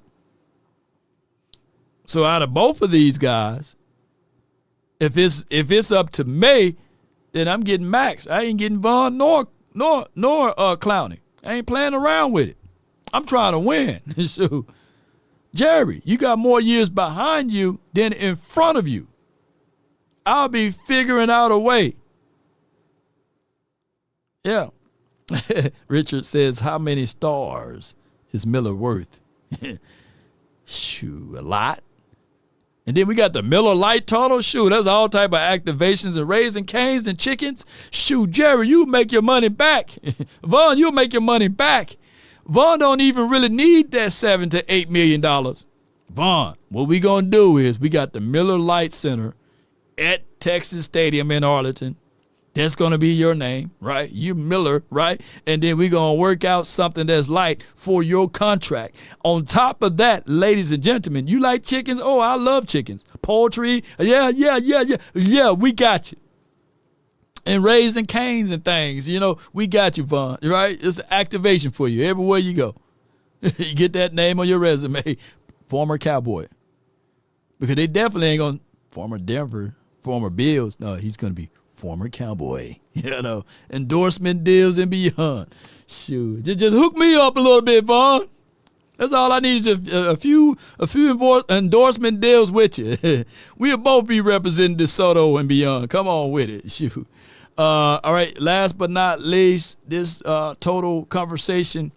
Do you agree with Dak Prescott rankings? The National Football League experts that Jeremy Fowler spoke with put Dak Prescott number 6. But still below Stafford. Highest ranking 3, lowest ranking unranked. Last year, unranked. I'm going to read the whole thing. Prescott was a fixture in the voting, appearing on nearly 75% of ballots with a healthy number of top 5s. In fact, a gulf existed between him and the 7th spot on this list. I love that. This is long overdue for Prescott, who has mostly been a fringe top 10 on these lists. Coordinator, quote, he's a true, acute progression passer. There are only so many of those types. He can read the whole field from pre to post snap. He's just a really good commander of the offense. Dak was plagued by interceptions in 2022 and injuries in 24. But in his other recent seasons, 23 and 25, his production was prolific. This is right around where he should probably go, somewhere in 6 to 8. And I think this is as high as you can reasonably get him. Like when everyone does their top 10 list, and I always say, I could get him to this, I could drop him to that. This is as high as you could reasonably get him behind Stafford, Pat, Allen and Burrow, and then Lamar. I mean, I guess you could. If Dak get one ring, he's going to be pushed all the way up to the number 1 spot. He just need that one ring, man. And it's just misunfortunes from Dak Prescott, and that's largely due to the Cowboys aura and a whole bunch of other stuff, But shout out to Dak, ranked number 6. Matter of fact, I don't care where he's ranked at technically, right? I love when I hear people say, "Hey, Hurts is better than Dak." Well, come on with it, Yeah, keep saying that he's not as good as he's supposed to be, and it's okay, because I just know the personality and the temperaments of him, and Dak is the type of person that will smile in your face and turn around. F that dude right there. Dak one of them. Dak know how to put on that face. Yeah, shout out to Dak, man.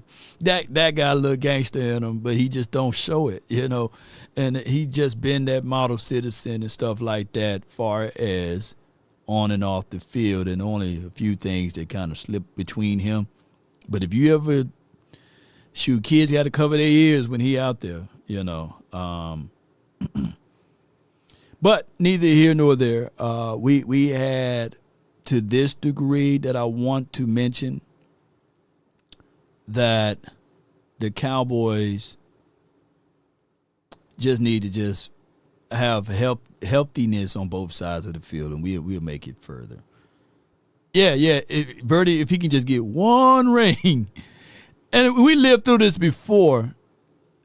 Through the age of Troy Aikman, I remember, man, everybody quarterback was better than Troy. Jim Kelly, oh, man, Jim Kelly, man, Warren Moon, oh, my God, man, Steve Walsh, oh, he's better. Joe Montana, people were literally, John Elway, man, he throw the best football, So it was just always every quarterback, well, outside of Roger Staubach, and that was a little bit right before my time. Right, but Troy Aikman used to get those same type of heats and strap metal criticisms and all this stuff. Steve Young is better than Troy, blah, blah, blah, And Troy the whole time played in a system that was a run-first system. He was one of the best accurate quarterbacks in the National Football League. But some years he finished out with only 12 touchdowns and 11 touchdowns and stuff like that. Didn't need him to throw 20 to 30 touchdowns. He could if they asked him to do it, but it is for what it is. Cowboys Nation, really appreciate y'all. And I watched that last episode of Raising Canaan. Not Raising Cane's, but Raising Canaan. Canaan got his whoop, boy. Shays, boy, he got whooped, man. His uncle beat the brakes off of him, didn't he? Let me know if y'all watch Raising Canaan. He got beat to sleep. Yeah. Your boy getting beat down, boy. I wonder when they're going to introduce Tommy and Ghost, man. When he going to come into the picture? I'm ready to see young Tommy and a young Ghost. If y'all follow that series.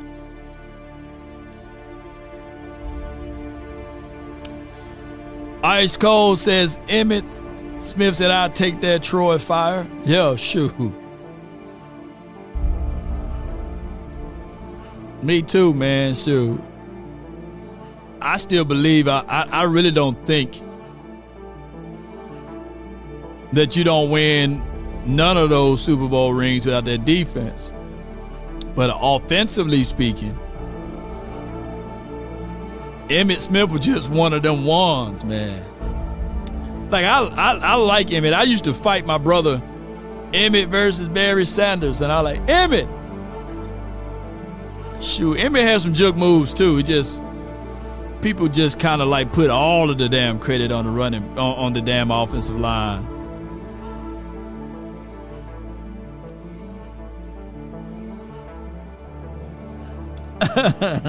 Ice Cold says, yeah, I thought Law was talking about that chicken place again. Yeah, Uncle Marvin didn't play, didn't? Oh my God. It felt like he was gonna die. And I said, wait a minute. he lived, you know what I'm saying?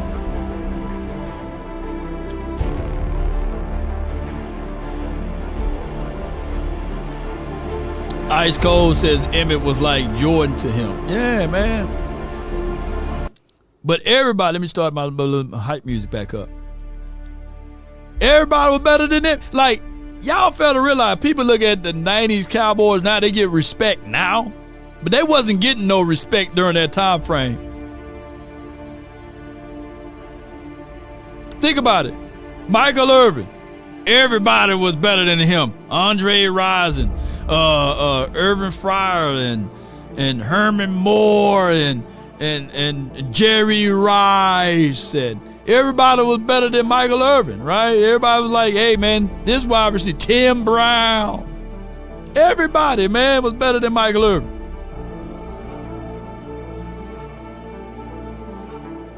Emmitt Smith, oh, everybody. Natron Means was better.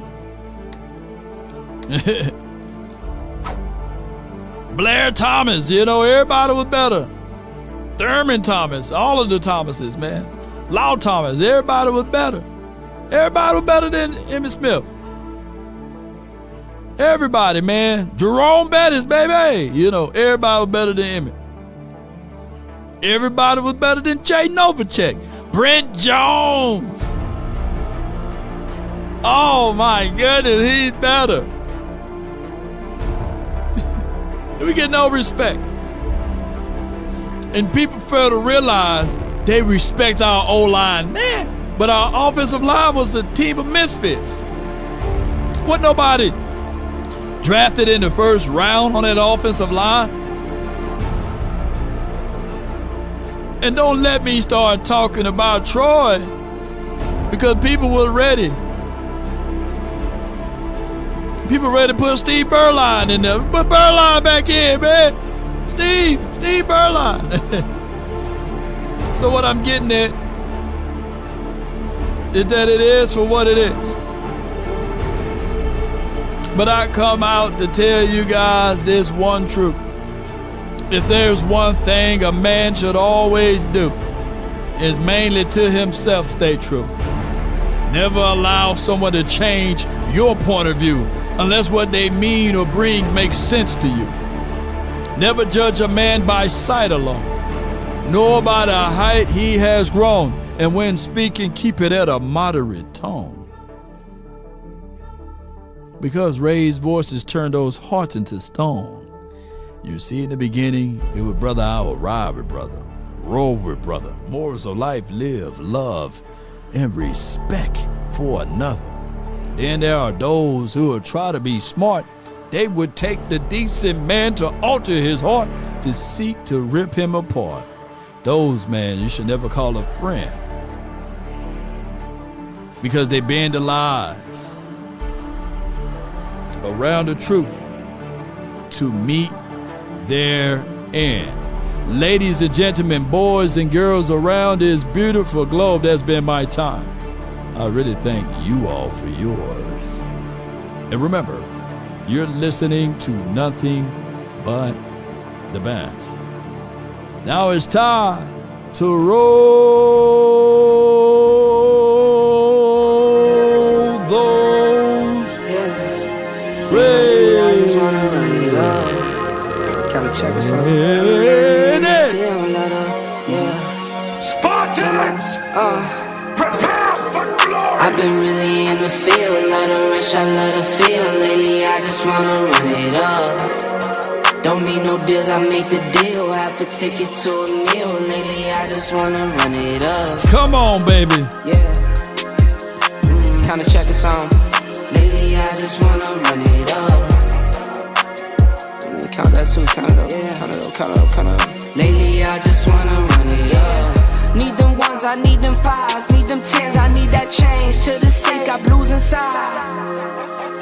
Greens and pinks, it's all the same. I still save and roll my change. Take some losses when I play, charge it to the game. I'm with L, yeah, I'm with T-Black, I'm with Reverend now. Come on. I'm with Bay, yeah, I'm with Jay, yeah, I'm with Chuck and now. Who will law, baby? The same, not switching sides, now it's about loyalty. It's not about switching sides, baby. Bag, and that's worth more to me. I mix Nike with designer, I experiment. You just rock what's on the shelf and I'm not feeling it. Come on, Search baby. for the one, but baby girl, it's nothing real as this. Can't trust a soul, I keep a hammer, call it too legit. I've been really in the field, let her rush, I love the feel. Lately, I just wanna run it up. Don't need no deals, I make the deal. I have to take it to a meal. Lately, I just wanna run it up. Come on, baby. Hey, roll to 6, baby. There's 1,000 accounts tonight. Come on. Shout out to VA Cowboy, baby. Jay Sarge. Jude Robinson. Dominique. Appreciate you.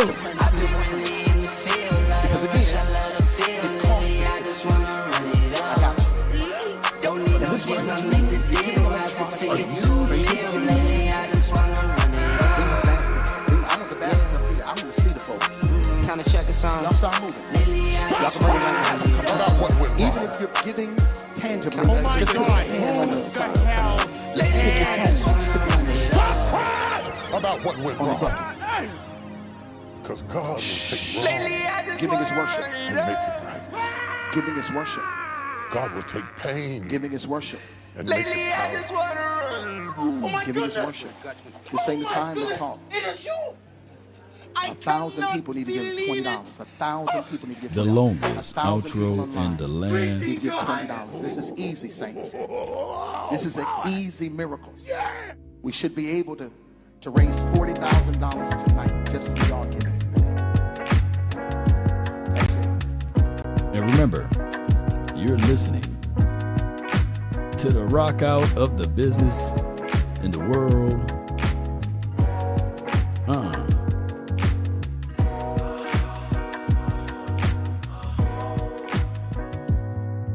Yeah. Take a drag of my cigarette. Bring me out.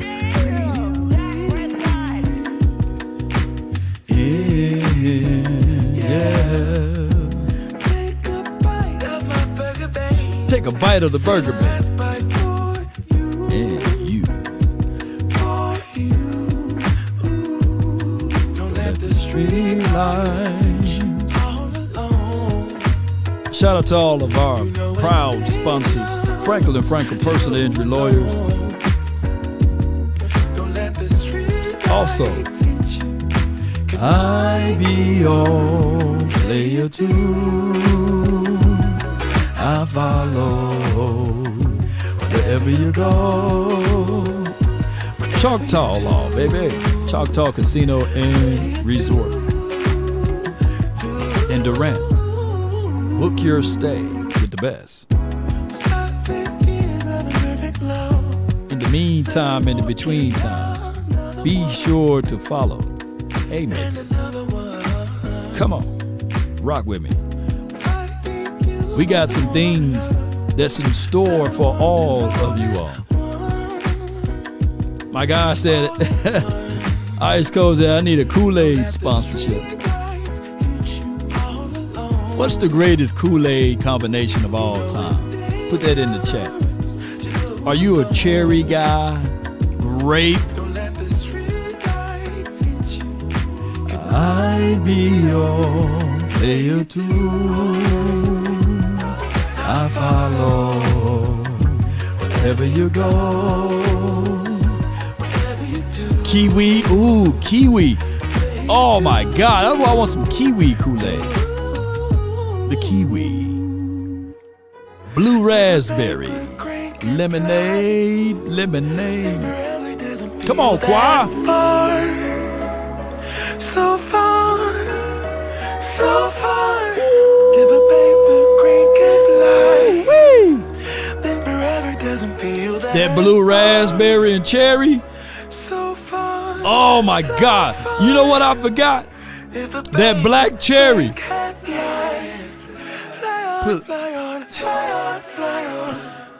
Oh, that black cherry, dog.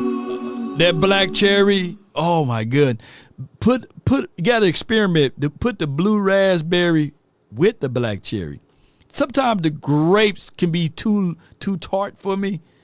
But man, if you do it just right though, with the black cherry, oh. Hey, who experiment with their Kool-Aid though? Now, let me ask you this. which one gives you the more flavoring? The ones that's in the package, you know what I'm saying? The little package that you shake and then you rip the package and you put the Kool-Aid together, or it'd be the kind that's already kind of like you just do the scoop. I like the There's something about the packaging that reserved like all of the, you know what I mean? You know what I mean? You know, they reserve everything. No, wrong button. But y'all get what I'm saying. Where's my other song at? Come on. There we go. Put a little Hennessy in mine. I feel you with a hypnotic. All right. That sour apple Kool-Aid is another one. Yeah, I like that. It's just the flavoring of the sour apple and the combination of the sugar that you use. Yeah. Ooh, kiwi, my guy. I'm still them boys now. Kiwi watermelon. Oh yeah. Come on, sing it with me. Them boys. I'm still them boys. The longest outro in the land. The land. I'm still them boys. Them little package be hitting, don't they? And then you gotta shake them though. Yeah, you gotta shake the package. I'm still them boys, them boys. Them boys. Damn, Dak Prescott. Now y'all don't want to call and check on the pastor. I'm still them boys. Yeah, I'm still them boys. Damn, Dak Prescott. Come on, Ace Cole. You and Boss Man with the Crown Royale, man. Sacrifice. I don't do the Crown. Don't give up the fight. Yeah. Everything gonna be alright on any given Sunday. Yeah. Depend on you. If you win or lose, you know you got to pay some dues to live on Monday. Yeah. Yeah, baby. One love to y'all, man. DC for life, not for short. Now I'm gonna go give me some Kool-Aid. I want some Kool-Aid now. Oh my goodness, DC for life, baby. Peace. We up out. Kool-Aid time.